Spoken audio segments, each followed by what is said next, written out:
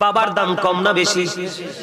কোন সন্তান যখন বাবার কাছে কোনো কিছু চায় রে, আজকে বাবা দুপুরের লাঞ্চ পর্যন্ত করে না। যদি লাঞ্চটা করি, আমার ছেলে বা মেয়ের মুখের ফুটন্ত হাসি আমি দেখতে পাবো না। আমি যখন ঘরে ফিরবো, বাবা বলে সে পায়ে জড়িয়ে ধরবে। আমি কি করব? বাবা অনেক দুপুর বেলা, পরিবারের কেউ জানে না বাবা দুপুর বেলা লাঞ্চ করেনি। ও বন্ধু, রাতের বেলা বাবা ডিনার করেনি।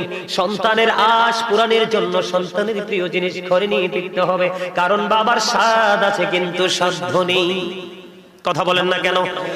বন্ধু, নবীজি বলেছেন তোমার উপার্জিত অর্থ না রে। ও দাইম সাথীর যুবক, তোমরা সবাই শোনো, আমি আগেই বলেছি আমি তোমাদের শত্রু নই, বন্ধু হয়ে এসেছি বাঁচানোর জন্য। হ্যাঁ, আমি অনেকেই বলতে পারেন হুজুর বাবা মা তো একটু 19-20 করে। বাবা মা 19-20 হাজার বার করতে পারবে, কিন্তু বাবা মার বিচার করার অধিকার তোমার নাই। কারণ তুমি যে মেরুদণ্ডের শক্ত হাড় নিয়ে দাঁড়িয়ে আছো, যে হাড়ের উপর ভর করে তুমি বাবার সাথে তর্ক করছো, এই হাড়গুলোর উপর বন্ধু চামড়া, চামড়ার নিচে এই হাড় এবং চামড়ার মাঝেই হলো রগ, রগের মধ্যে হলো বন্ধু ব্লাড। এই যে চামড়া এবং ব্লাড দুটো তোমার বডিতে এসেছে মা থেকে, আর তোমার বডির যত হাড়, হাড্ডি যেটাকে বলা হয়, সবগুলো এসেছে তোমার বাবা থেকে। এই বাবার সাথে কেমন করে তর্ক করো? এই বাবা চাইলে কেমন করে না করো? তোমার জীবনে কোনোদিন বাবা চাওয়ার পরে না করেনি। আল্লাহ রাসূল বলেছেন যে সন্তানটার উপর বাবা অসন্তুষ্ট, এই সন্তানটার উপর আল্লাহ রাব্বুল আলামিন নিজেই অসন্তুষ্ট।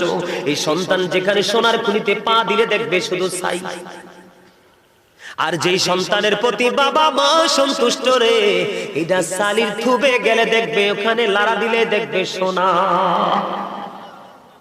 বলো হুজুর কেন বললেন? পৃথিবীতে থাকে বাবা মা কোথায় থাকে? কথা কয় না। বাবা মা কোথায় থাকে?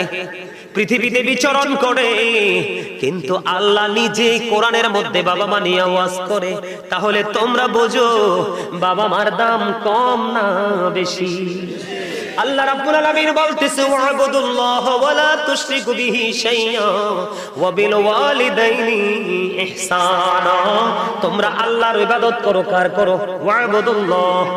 কার ইবাদত করবা?